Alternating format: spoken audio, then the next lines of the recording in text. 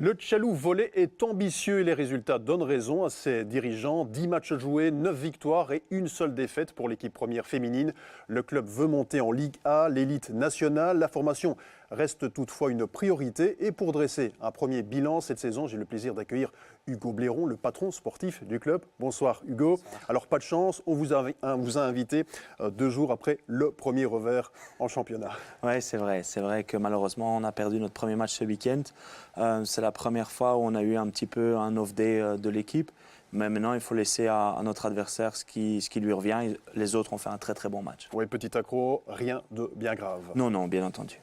Alors, la bonne santé du club est liée au travail à long terme. Hugo, vous avez aussi connu des moments de galère avant de rebondir à ce niveau? Tout à fait, tout à fait. Il y a 4-5 ans, le club a eu un petit bas. On a dû reconstruire, mais on l'a bien fait et on a misé sur une génération, ce que les journalistes aiment appeler la génération 2000.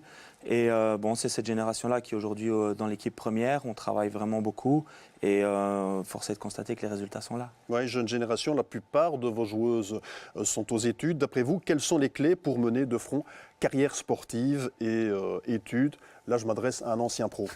Oui, je pense qu'il y a plusieurs clés. Détermination, discipline et organisation.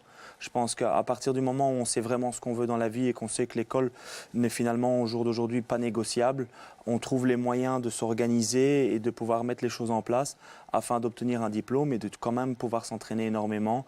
Avant, on ne sait pas faire tout dans la vie. Et donc, il faut forcément faire des sacrifices. Souvent, ce sont un peu les sorties et les amis qui y passent. Mais après, je pense qu'il faut savoir bien gérer les moments qui sont clés, c'est-à-dire les périodes d'examen. Et à partir de là, on peut faire une double carrière. Hugo, il y a un groupe, mais aussi quelques individualités. Un mot sur la Louviéroise Marie Abrassard, la centrale qui a été transférée des ADS l'été dernier. Bon, je pense que Marie, c'est une belle surprise de ce championnat-ci. Beaucoup de gens pensaient que Marie serait un petit peu trop courte pour jouer la montée en Ligue B. Elle est en train de montrer tout le contraire. Marie est quelqu'un qui évolue énormément. C'est quelqu'un de très à l'écoute, très discipliné. C'est quelqu'un qui est vraiment très facile à entraîner. C'est vraiment un plaisir au quotidien. Et donc Marie, elle va, pour moi, pas arrêter de surprendre les gens. Elle n'a fait qu'aujourd'hui commencer. Autre valeur sûre, votre centrale Ruta Staniulite, joueuse lituanienne qui en est à sa 2e saison chez vous. Tout à fait. Ruta est arrivée avec un gros bagage physique. Ruta, elle fait 1m90. Elle est aussi un peu impressionnante quand elle rentre dans la salle. Après, il y avait beaucoup de travail au niveau technique. Il y avait beaucoup de travail dans la gestion du jeu, etc. C'est quelqu'un qui travaille aussi beaucoup. C'est quelqu'un qui s'est très bien adapté aux Français, qui s'est très bien adapté au club et qui finalement n'arrête pas d'évoluer aussi. Joueuse indispensable? Aujourd'hui, oui. Alors c'est sa 2e saison, on l'a dit, avec la possibilité d'une prolongation en cas de montée l'année prochaine? Tout à fait. Je pense que le club a toujours visé la stabilité, aussi bien dans son staff technique que dans les joueurs. C'est un club où il n'y a pas énormément de transferts au final.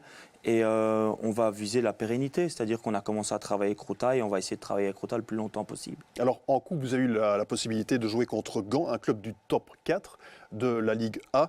Vous n'avez pas été ridicule lors de cette rencontre. Qu'est-ce qu'il manque encore pour rivaliser avec ce genre de formation? Les bonnes nouvelles, c'est qu'il ne manque pas grand-chose. Il nous manque un petit peu d'expérience et un tout petit peu de stabilité. C'est-à-dire que pendant de longues périodes, on peut tout à fait rivaliser avec, mais à un moment donné, c'est comme si on était un peu obligé de se relâcher. Et dans ces cas-là, un écart se creuse dans le set et on ne parvient jamais à le refermer. Et donc aujourd'hui, si on parvient à gagner en stabilité, et ça se fera à l'entraînement, mais aussi gagner en expérience en multipliant le nombre de matchs amicaux contre des équipes de division d'honneur, ce qu'on est déjà occupé à faire, alors je pense qu'on va vite combler le trou. L'expérience passe aussi par l'un ou l'autre renfort? Ça devra passer par l'un ou l'autre renfort pour dire d'avoir plus de possibilités. Maintenant, ça ne passera pas par une révolution dans l'effectif. Oui, Hugo, une montée a toujours un coût. Vous avez aussi mis en place une structure solide. Pas question de faire des folies, même si on monte en Ligue A. Tout à fait. Nous cherchons de nouveaux partenaires, nous cherchons des plus gros partenaires, nous cherchons des partenaires qui ont envie d'investir sur une équipe jeune et investie. Maintenant, on a déjà notre budget pour l'année prochaine, on est déjà stabilisé, donc quelque part, on n'est pas trop inquiet non plus. On a envie de grandir, mais on le fera un pas à la fois et de manière sage. et la formation reste évidemment la priorité. Ce sera toujours la priorité dans le club. Pour terminer, vous êtes la vitrine d'une région, mais de quelle région finalement? Puisqu'on a l'impression que vous êtes peut-être plus suivi, que c'est plus facile à Thoin que du côté de Chapelle. Je rappelle que vous jouez sur les deux implantations. Tout à fait. Aujourd'hui, le club est divisé en deux parties. On a une partie qui est sur la région de Thoin et une partie qui est sur la région de Chapelle-lès-Relémont.